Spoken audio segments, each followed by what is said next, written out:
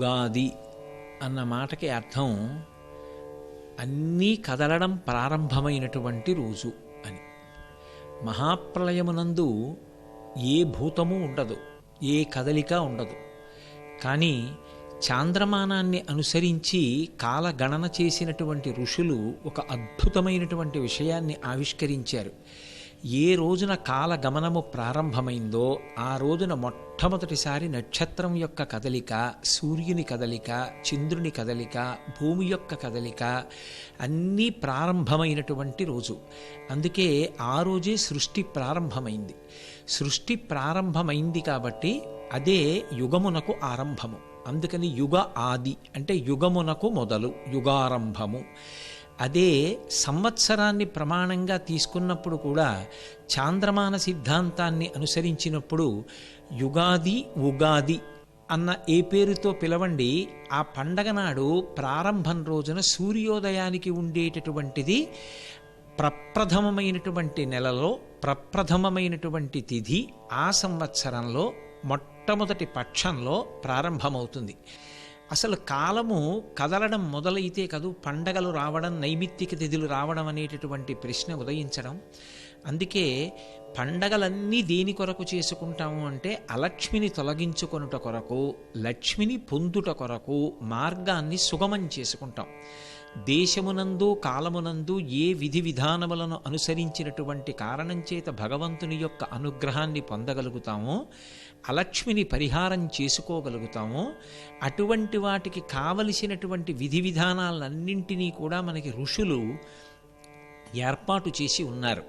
అందులో మొట్టమొదటి పండగగా పరిగణింపబడేది ఏది అంటే ఈ కాలము కదలడము మొదలైనటువంటి మొట్టమొదటి తిథి అయినటువంటి ఉగాది నాడు. ఆ ఉగాది దేనితో ప్రారంభము కావాలి అంటే అభ్యంగన స్నానంతో ప్రారంభం కావాలి. అది కూడా ఎప్పుడు అంటే సూర్యోదయాత్ పూర్వము, సూర్యోదయం తరువాత చేసేటటువంటి స్నానం కాదు. యథార్థమునకు స్నానము అంటే తల మునిగేటట్టుగా స్నానం చెయ్యాలి. అథవా అలా కుదరకపోయినా అభ్యంగన స్నానము అంటే నువ్వుల నూనె తలకి అద్దుకుని తలమించి గోరువెచ్చటి నీటితో స్నానం చేస్తారు. ఎందుకు అలా స్నానం చేయడం అంటే అసలు ఈ శరీరము ధర్మమును ఆచరించడానికి సాధనం. ఈ సాధనం లేదనుకోండి, ఇంత గొప్పదైనటువంటి మనుష్య శరీరం లేకపోతే భగవంతుని యొక్క ఆరాధన చెయ్యడం కానీ ధర్మాన్ని అనుష్ఠించడం కానీ సాధ్యం కాదు. ధర్మాన్ని అనుష్ఠించడానికి సాధనమైనటువంటి గొప్ప ఉపకరణమైనటువంటి ఈ శరీరాన్ని తేజోవంతంగా ఉంచుకోవడం కోసం, ఇంద్రియాల యొక్క పటుత్వం పెరగడం కోసం, శరీరంలో ఉండేటటువంటి జ్ఞానేంద్రియములు కర్మేంద్రియములు కూడా బలాన్ని పొందడం కోసం అభ్యంగన స్నానంలో అంతర్భాగంగా మనం నువ్వుల నూనె శరీరానికి అంతటికీ అలదుకోవడం అనేటటువంటి ప్రక్రియని ఋషులు ఏర్పాటు చేసి ఉన్నారు. ఎందుచేత అంటే తైలే లక్ష్మీ అని. ఆ నువ్వుల నూనె ఒంటికి రాసుకున్నటువంటి కారణం చేత లక్ష్మీదేవి యొక్క అనుగ్రహం కలుగుతుంది. పర్వదినాలలో చన్నీటి స్నానం చెప్పబడలేదు, గోరువెచ్చటి నీటితో స్నానం చేస్తారు. తైలాభ్యంగన స్నానం చేసిన తరువాత నూతన వస్త్రధారణ చెయ్యాలి. నూతన వస్త్రధారణ అనేటటువంటి దానికి అర్థం కేవలం కొత్త బట్ట కట్టుకోవడము అని కాదు. అంచు కలిగినటువంటి పంచ కట్టుకోవాలి. వికచ్చ అనుత్తరీయశ్చ నగ్నశ్చ అవస్త్రయే వచ అని. ఆ అంచు కలిగినటువంటి బట్ట యొక్క ప్రతి దారాన్ని కూడా దేవతలు ఆవహించి ఉంటారు. అందుకని ఆ అంచు కలిగినటువంటి బట్ట కట్టుకొని ఉత్తరీయం వేసుకుని పెద్దలకి నమస్కారం చేస్తారు. నమస్కారం చేసి పెద్దల యొక్క ఆశీర్వచనాన్ని పొందుతారు. అలాగే ఆ రోజున భగవంతుణ్ణి ఆరాధన చేసి భగవంతుడికి నివేదన చెయ్యవలసినటువంటి పదార్థాన్ని కూడా ఋషులే మనకి నిర్ణయం చేశారు. యద్వర్షాదౌ నింబసుమం శర్కరాంలఘృతైర్యుతం భక్షితం పూర్వయామేస్య తద్వర్షం సౌఖ్యదాయకం అని. మనకి ఉన్నటువంటి 8 యామములలో తెల్లవారుజాము కాలం ఉండేటటువంటి యామము అంటే ఒక్కొక్క యామమునకు 3 గంటలు. ప్రాతకాలంలో బ్రహ్మముహూర్తంలో ఉండేటటువంటి ఆ యామంలో మనం ఆ బ్రాహ్మీ ముహూర్తమునందే స్నానాన్ని పూర్తి చేసేసుకుని భగవదారాధన చేసి నివేదన చేస్తాం. ఏ పదార్థాన్ని చెయ్యాలి అంటే యద్వర్షాదౌ నింబసుమం, మొట్టమొదట చెప్పబడినది ఏది అంటే ఆ పదార్థమునందు వేప పువ్వు ఉండాలి. ఇది భారతీయ ఋషుల యొక్క విశేషమైనటువంటి శక్తి. ఏ కాలమునందు ఏ ఉపద్రవం ఉంటుందో ఆ ఉపద్రవాన్ని తొలగించడానికి మళ్ళీ ఉపకరణమైనటువంటి వస్తువు ఏది ఉంటుందో దానిని అమ్మవారు ప్రకృతి రూపంగా అనుగ్రహిస్తుంది. వేసవికాలం వచ్చింది అనేటప్పటికీ ఉడుకు శరీరంలో బయలుదేరడం, అనేక రకమైనటువంటి రుగ్మతలకు ప్రారంభమవుతుంది. శరీరం వేడిని తట్టుకోవడం చాలా కష్టం. అందుకే ఎక్కడెక్కడ వేప చెట్టు ఉందో, ఎక్కడెక్కడ వేప చెట్టు యొక్క వాసన పీలుస్తారో అక్కడక్కడ ఆరోగ్యం ఉంటుంది. అందుకే శాస్త్రం అంటుంది, అసలు ఆరోగ్యం ఇవ్వగలిగినటువంటి పరదేవతా స్వరూపం యొక్క విభూతి ఒక చోట రాశీభూతమైతే అదే వేప చెట్టు. అందుకే వేప చెట్టుని ఎప్పుడూ కూడా కాకులు ఆశ్రయించి ఉంటాయి. కాకి దీర్ఘాయుర్దాయం కలిగినటువంటి ప్రాణి. ఆ వేప చెట్టు విశేషమైనటువంటి ఆరోగ్యదాయిని. ఆ వేప చెట్టు వసంత ఋతువుకి పూర్వాంగంగా పూర్వకాలంలో అది పువ్వు పూస్తుంది. అందుకే ఈ పాల్గొన మాసం చిట్ట చివరికి పూర్తయ్యేసరికి చక్కగా వేప చెట్లన్నీ విరబూసి ఉంటాయి. ఈ చైత్రమాస ప్రారంభ దినం నాడు ఆ వేప పువ్వు కోసి యద్వర్షాదౌ నింబసుమం శర్కరాంలఘృతైర్యుతం, దాన్ని బెల్లంతో కలపాలి. బెల్లం నిలవదోషం లేనటువంటి వస్తువు. అందుకే పరమమంగళ ద్రవ్యంగా చెప్పబడింది. భగవంతుడికి ఏదైనా పదార్థాన్ని పచనం చేసి నివేదన చేస్తే ఆ పదార్థాన్ని బెల్లంతో వండుతారు. అలాగే ఒకవేళ పళ్ళు మొదలైనటువంటివి నైవేద్యం పెట్టినా దానితో పాటు ఒక బెల్లంగడ్డ కూడా ఉంచి నైవేద్యం పెడతారు. ఎందుకంటే సృష్టిలో దేనికైనా నిలవదోషం ఉందేమో కానీ ఒక్క బెల్లానికి మాత్రం నిలవదోషం లేదు. అందుచేతనే ఇది పరమమంగళప్రదమైనటువంటి ద్రవ్యం. ఈ రెండిటినీ కలిపినప్పుడు ఈ రెండూ ఇంచుమించు ఘనపదార్థములే. మరి దేనితో తడవాలివి అంటే ఆమ్ల ఘృతైర్యుతం, కొద్దిగా ఆవు నెయ్యి కలిపినటువంటి చింతపండు పులుసులోకి ఈ రెండిటినీ చేర్చాలి. చింతపండు పులుసు విశేషమైనటువంటి జీర్ణశక్తినిస్తుంది. అలాగే ఆ చింతపండు పులుసు మనిషికి కడుపులో ఉన్నటువంటి అనేక రకములైనటువంటి సూక్ష్మ జీవులను నశింపచేస్తుంది. వ్యాధికారకమైన సూక్ష్మాంగ జీవులు పెరగకుండా నివారిస్తుంది. అందుకే చింత చెట్టు కింద నిద్ర అనారోగ్యానికి కారణం, కానీ చింతపండు పులుసు తినడం ఆరోగ్యానికి కారణం. కాబట్టి శర్కరాంలఘృతైర్యుతం, ఆవు నెయ్యి అమృతంతో సమానంగా చెప్పబడింది శాస్త్రంలో. మనకి లోకంలో స్వర్గలోకంలో ఉండేటటువంటి అమృతం ఒకటైతే ఈ భూలోకంలో ఉండేటటువంటి అమృతంగా చెప్పబడేది ఏది అంటే ఆవు నెయ్యి. అందుకే ఆయుర్వేదంలో అనేకమైనటువంటి ఔషధములు కేవలముగా ఆవు నీతితోటే తయారు చేయబడతాయి. అంత గొప్పదైనటువంటి ఆవు నీతిని ఈ చింతపండు పులుసులోకి చేర్చి ఈ చింతపండు పులుసులోకి ఈ వేప పువ్వుని బెల్లంగడ్డని నలిపి అందులోకి కలుపుతారు. కొన్ని చోట్ల మామిడి పిందె అప్పుడే వస్తూ ఉంటుంది, దాని యొక్క ముక్కలు కూడా కలుపుతారు. కారణం ఏమంటే లోకంలో చెట్లన్నిటికీ కూడా రకరకాలైనటువంటి పేర్లు ఉన్నాయి, కానీ పరబ్రహ్మము యొక్క పేరు తన పేరుగా కలిగినటువంటి చెట్టు ఈ సృష్టిలో మామిడి చెట్టు ఒక్కటే. మామిడి చెట్టుకి రసాలము అని పేరు. పరబ్రహ్మమునకు రసోవై సహా అని పేరు. సాక్షాత్తు పరబ్రహ్మస్వరూపమే మామిడి చెట్టుగా కీర్తింపబడుతుంది. అందుకే ఎక్కడ ఏ శుభకార్యం జరగనివ్వండి, మామిడాకులు తెచ్చి తోరణంగా కట్టి ఇంటి ముందు కడతారు. మామిడి అన్ని విధాలా కూడా ఓషధీయుక్తమై ఉంటుంది. అందుకే దాన్ని సూర్యరశ్మితో కలిపి ఒరుగులు చేసి సంవత్సరాంతం నిలవ చేసి దాన్ని ఔషధిగా పుచ్చుకుంటూ ఉంటారు. అంత గొప్ప ఉపకార గుణం మామిడి చెట్టులోకి ఎందుకు వచ్చింది అంటే అది కేవలం ఒక చెట్టు యొక్క లక్షణంగా చూడకుండా పరదేవత యొక్క అనుగ్రహంగా చూడడం భారతీయుల యొక్క దృష్టి విశేషం. దేన్నైనా ఈశ్వర ప్రసాదంగా అనుభవిస్తారు. అందుకే అటువంటి మామిడి కాయ యొక్క ముక్కల్ని కూడా అందులోకి కలుపుకుంటారు. కలుపుకొని ఈశ్వరుడికి నివేదన చేసినటువంటి ఈ ప్రసాదాన్ని ఎప్పుడు తీసుకోవాలి అంటే దాన్ని భక్షితం పూర్వయామేస్య మొట్టమొదటి యామమునందే అంటే బ్రాహ్మీ ముహూర్తమునందే ఈ ప్రసాదాన్ని భగవంతుడికి నివేదన చేసి పుచ్చుకోవాలి. అలా ఎవరు పుచ్చుకుంటున్నారో వారి యొక్క శ్రద్ధ కారణము చేత వారి గురువు యందు శాస్త్రమునందు పాటించినటువంటి విశ్వాసము వలన తద్వర్షం సౌఖ్యదాయకం, వారికి ఆ సంవత్సరం అంతా కూడా సౌఖ్యమునివ్వగలిగినదై ఉంటుంది. మనం లోకంలో సాధారణంగా ఏదైనా ఒక వ్రతం అయిపోయిన తరువాత ప్రసాదం తింటాం. కానీ ఉగాది దగ్గరికి వచ్చేటప్పటికి విశేషం ఏమిటంటే ఒక సంవత్సర పర్యంతం ఈశ్వరానుగ్రహాన్ని మనకి కృప చెయ్యగలిగినటువంటి ప్రసాదం ఏది అంటే ఉగాది తిథి నాడు, మొట్టమొదటి తిథి నాడు, ఆ చైత్రమాసంలో వచ్చేటటువంటి పాడ్యమి నాటి ఉదయం వేళ భగవంతుడికి నివేదన చేసి పుచ్చుకున్నటువంటి ఈ ప్రసాదం ఏదుందో అది ఆ సంవత్సరం అంతా కూడా సౌఖ్యాన్ని ఇస్తుంది అని మనకి ఋషులు తెలియచేస్తున్నారు. కాబట్టి ఉగాది నాడు తప్పకుండా అందరూ కూడా అటువంటి ప్రసాదాన్ని స్వీకరించాలి. తరువాత దేవాలయ దర్శనం చెయ్యాలి. ప్రతి ఊళ్ళో దేవాలయం ఉంటుంది. చక్కగా దేవాలయానికి వెళ్ళి వాళ్ళ ఇష్టదైవాన్ని స్మరిస్తారు. విశేషించి చైత్రమాసం వసంత ఋతువు. ఆ వసంత ఋతువుతో కూడుకున్నటువంటి మాసం కనుక, మొట్టమొదటి నెల కనుక శారదని మనం ఆరాధన చేయడం అత్యంత శ్రేయోదాయకం. ఇంటి మీద ధ్వజారోహణం చేస్తారు. అంటే సనాతన ధర్మ సంబంధమైనటువంటి ప్రణవంతో కానీ కాషాయ వర్ణంతో కానీ కూడుకున్నటువంటి పతాకాన్ని ఇంటి మీద ఆవిష్కరించాలి.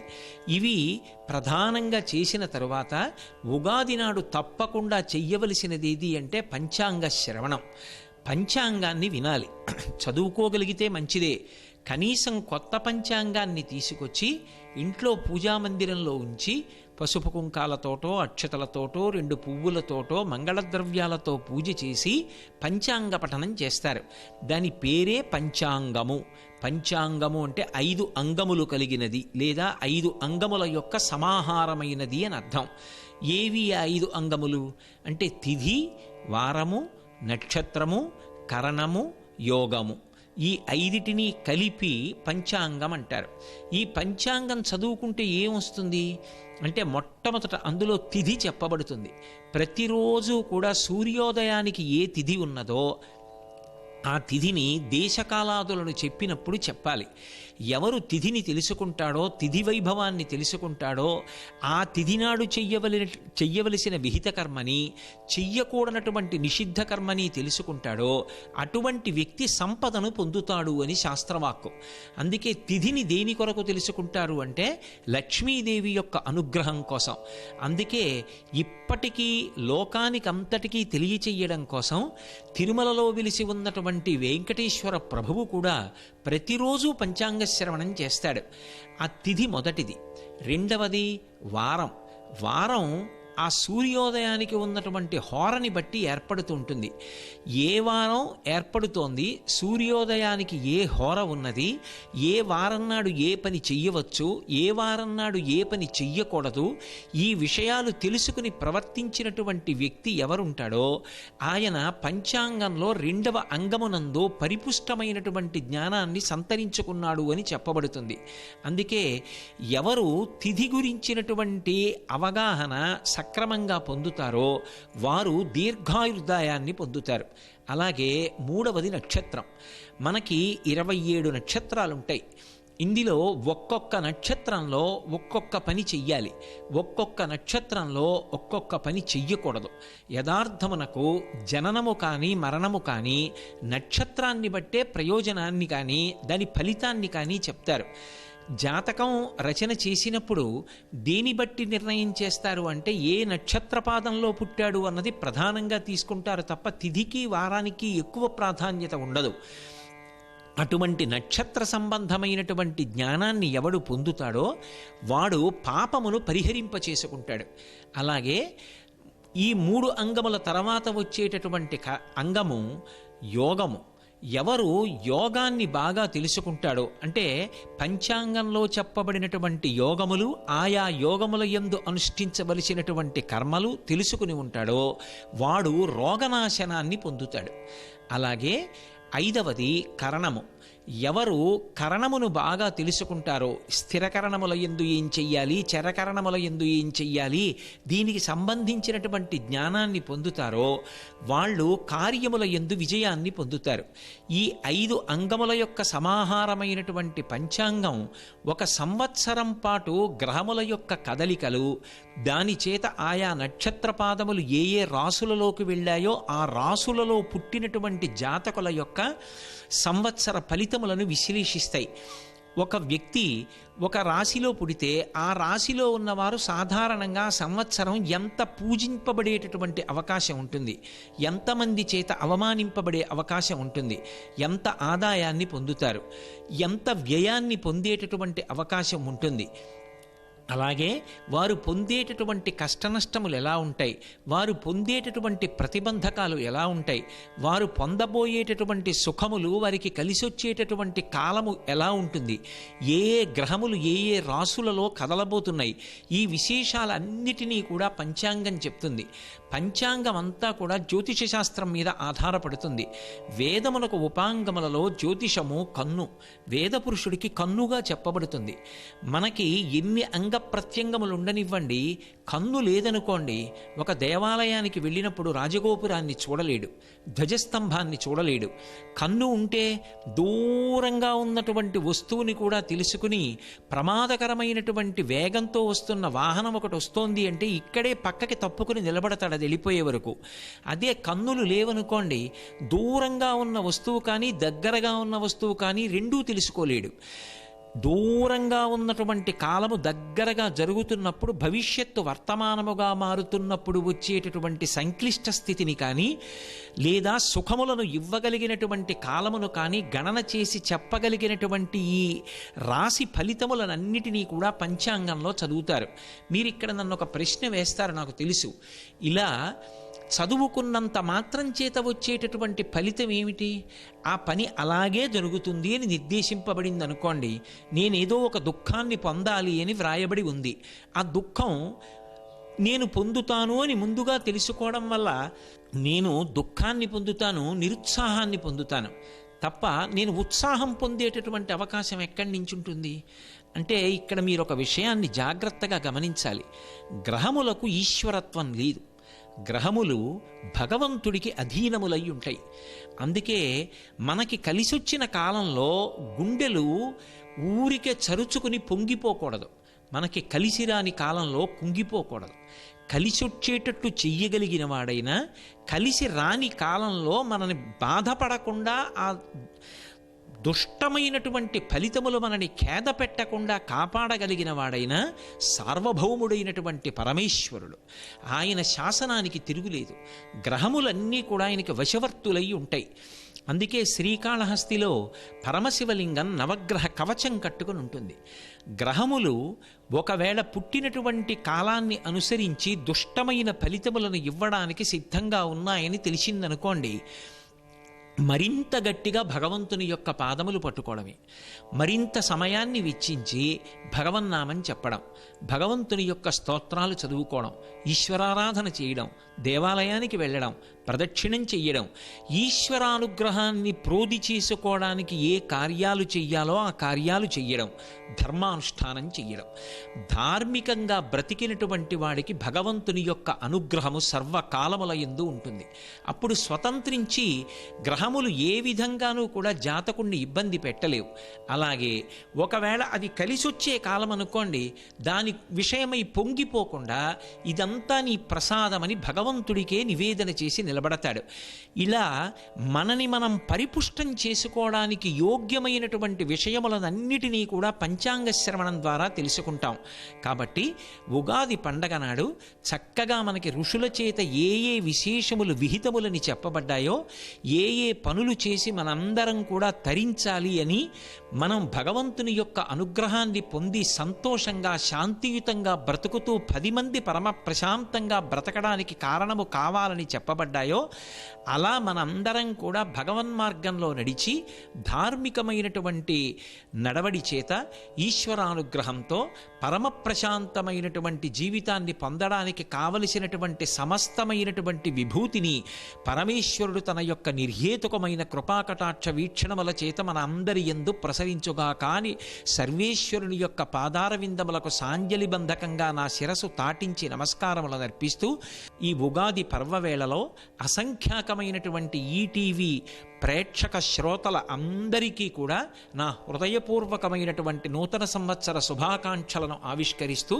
స్వస్తి. సర్వం శ్రీ ఉమామహేశ్వర పరబ్రహ్మార్పణమస్తు. స్వస్తి.